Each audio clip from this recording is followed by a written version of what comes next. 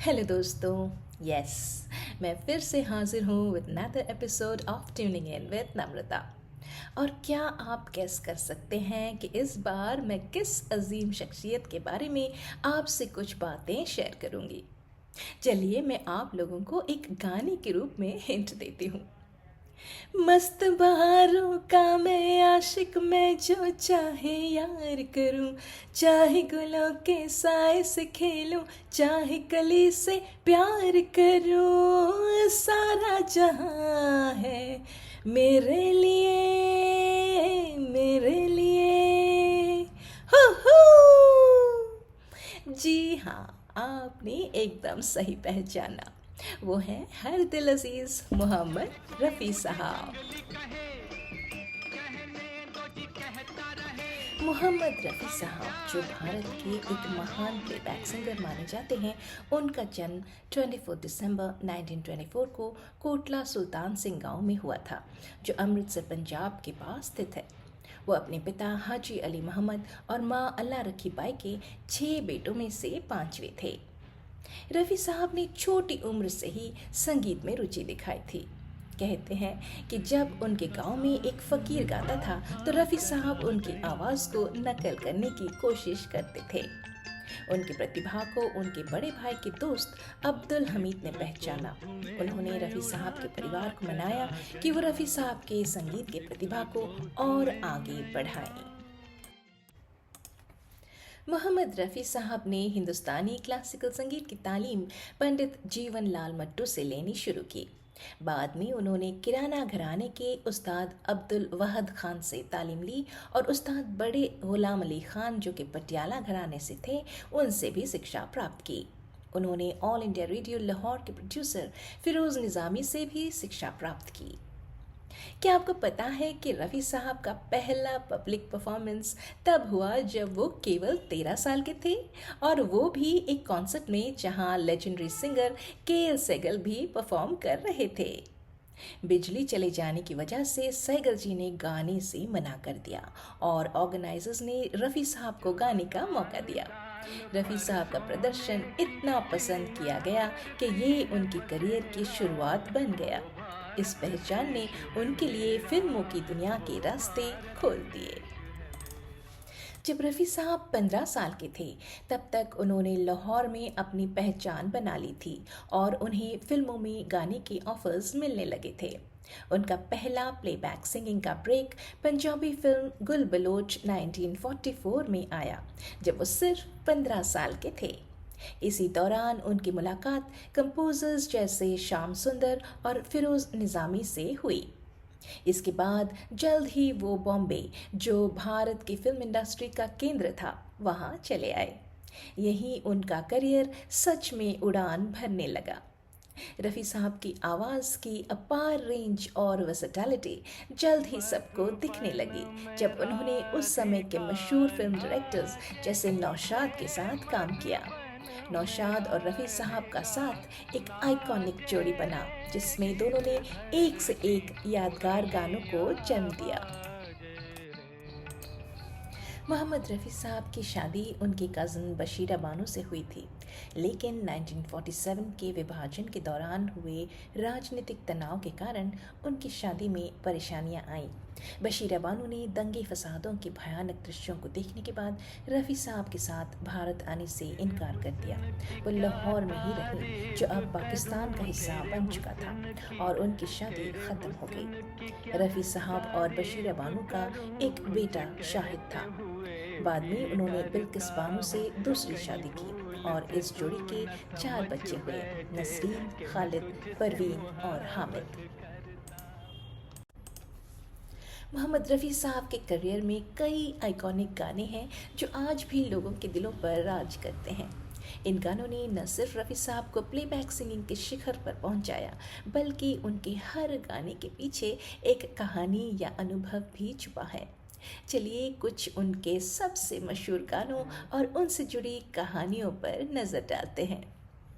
ओ दुनिया के रखवाले, फ्रॉम बैजू बावरा इन 1952। रफ़ी साहब ने इस गाने में अपनी क्लासिकल म्यूज़िकल ट्रेनिंग को पूरा इस्तेमाल किया। नौशाद ने इस गाने में क्लासिकल सुरों का इस्तेमाल किया था और उन्होंने रफ़ी साहब से कहा था कि इस गाने में उनकी आवाज़ में दर्द और ज़ख्म की गहराई होनी चाहिए।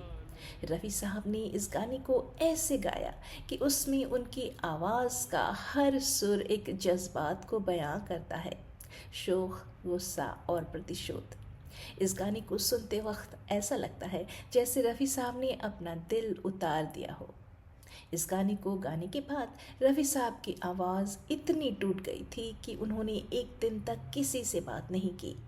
इस प्रदर्शन ने उनकी आवाज़ को इंडियन क्लासिकल म्यूज़िक में एक लाजवाब स्थान दिया।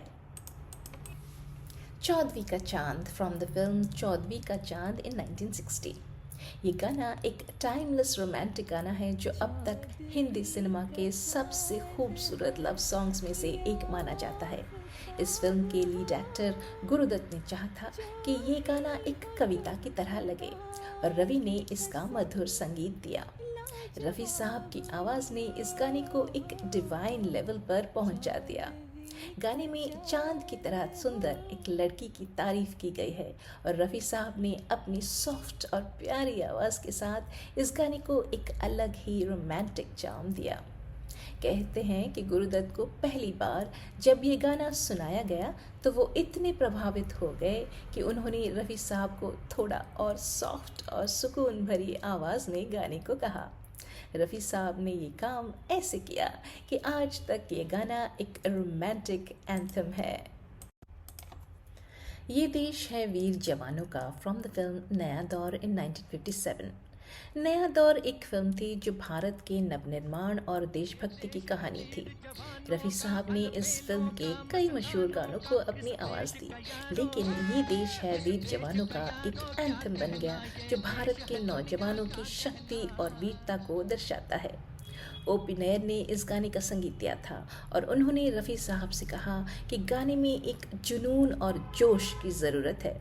रफ़ी साहब ने गाने में अपनी आवाज़ को इस तरह मोड़ा कि गाने का हर लफ्ज़ एक नया जोश और जज्बा पैदा करता है। ये गाना भारत के नए दौर को दर्शाता है और आज भी देशभक्ति गीतों में एक स्थान रखता है। आज मौसम बड़ा बेईमान है फ्रॉम द फिल्म लोफर इन 1973। शंकर जयकिशन ने इस गाने का म्यूज़िक दिया था और ये गाना रफ़ी साहब के वर्सेटैलिटी का एक और नमूना है।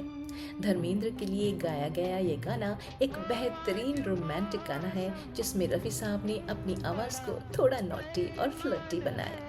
धर्मेंद्र ने रफ़ी साहब से कहा था कि ये गाना एक शैतान लड़के की एटीट्यूड के साथ गाया जाए और रफ़ी साहब ने इस गाने में एक अलग ही धुन भर दी जो सबके दिल को छू गई। क्या हुआ तेरा वादा फ्रॉम द फिल्म हम किसी से कम नहीं इन 1977। इस गाने ने रफ़ी साहब को फिल्म फेयर अवार्ड दिलाया और ये उनके करियर का एक और महान गाना बना। ये गाना एक दुखी प्रेमिका का दर्द दर्शाता है जो अपने प्यार के वादों को याद कर रहा है। इस गाने का म्यूज़िक आर डी बर्मन ने दिया और कहना पड़ता है कि रफ़ी साहब ने इस दर्द भरे गाने को अपने इमोशंस के साथ इस तरह गाया कि हर सुनने वाले को इस गाने का दर्द महसूस हो। इस गाने के बारे में कहा जाता है कि रफ़ी साहब ने अपनी लाइफ के पर्सनल इमोशनल स्ट्रगल्स को इस गाने में उतार दिया जो इस गाने के हर सुर में दिखाई देता है। गाने की सिंप्लिसिटी और उसमें छुपी गहराई ने इस गाने को अमर बना दिया। मोहम्मद रफ़ी साहब को उनकी लाजवाब प्लेबैक सिंगिंग के लिए कई अवार्ड्स और सम्मान मिले। उन्होंने बेस्ट प्लेबैक सिंगर का नेशनल अवार्ड 1977 में क्या हुआ तेरा वादा फ्रॉम द फिल्म हम किसी से कम नहीं के लिए जीता था। मोहम्मद रफ़ी साहब ने अपने करियर में 6 फिल्म फेयर अवार्ड्स जीते। 1960 में चौदहवीं का चांद, 1961 में तेरी प्यारी प्यारी सूरत को, 1964 में चाहूँगा मैं तुझे सांझ सवेरे, 1966 में बहारों फूल बरसाओ, 1969 में बाबुल की दुआएं लेती जाओ, 1978 में क्या हुआ तेरा वादा। मोहम्मद रफ़ी साहब को 1967 में पद्मश्री से सम्मानित किया गया जो भारत के सबसे ऊंचे सिविल अवार्ड्स में से एक है। ये सम्मान उनके भारत के संगीत जगत में योगदान को मनाने के लिए दिया गया था। इन प्रमुख अवार्ड्स के अलावा उन्होंने कई और अवार्ड्स भी जीते। मोहम्मद रफ़ी साहब के बारे में सबसे ज़्यादा जो बात मशहूर थी वो थी उनकी सादगी और विनम्रता। जब रफ़ी साहब के करियर अपने शिखर पर था तब कई म्यूज़िक डायरेक्टर्स उन्हें अपनी फ़िल्म के लिए गंवाना चाहते थे, लेकिन रफ़ी साहब ने कभी भी अपने फ़ीस को बढ़ाने के लिए किसी पर दबाव नहीं डाला। रफ़ी साहब एक स्ट्रिक्ट डिसिप्लिन फॉलो करते थे। कहते हैं कि जब भी वो कोई भजन या डिवोशनल सॉन्ग रिकॉर्ड करते तो वो बिना जूतों के स्टूडियो में गाते थे, क्योंकि उनका मानना था कि ये गाने भगवान के प्रति एक विनम्र अर्पण है और उन्हें पवित्रता के साथ ही रिकॉर्ड करना चाहिए। मोहम्मद रफ़ी साहब का 27 जुलाई 1980 को निधन हो गया। उनका निधन न सिर्फ बॉलीवुड के लिए बल्कि पूरे भारत और दुनिया भर के संगीत प्रेमियों के लिए एक बड़ा धक्का था। मोहम्मद रफ़ी साहब की मौत के बाद भारत सरकार ने एक दिन का नेशनल मोर्निंग अनाउंस किया। उनकी अंतिम यात्रा में लगभग 10,000 से ज़्यादा लोग शामिल हुए। कहते हैं कि उस दिन मुंबई में ज़ोरदार बारिश हो रही थी, लेकिन बारिश भी उनके फैंस का उत्साह और प्यार रोक नहीं पाई। लोग बारिश में भी भीगते हुए रफ़ी साहब को अलविदा कहने आए। मोहम्मद रफ़ी साहब का जीवन एक ऐसे कलाकार की कहानी है जिन्होंने अपनी आवाज़ से संगीत की दुनिया को अमृतमय बनाया। उनकी मधुरता, वर्सेटैलिटी और आवाज़ में छुपी गहराई ने उन्हें एक अमर गायक बनाया। चाहे वो रोमांटिक गाने हों, दर्द भरे नगमे, भक्ति गीत या देशभक्ति के गानों का जुनून, रफ़ी साहब ने हर जॉनर को अपने सुरों से जीवंत किया। अपनी सादगी, विनम्रता और संगीत के प्रति अनन्य समर्पण के कारण उनका नाम हमेशा संगीत जगत में श्रद्धा के साथ लिया जाएगा।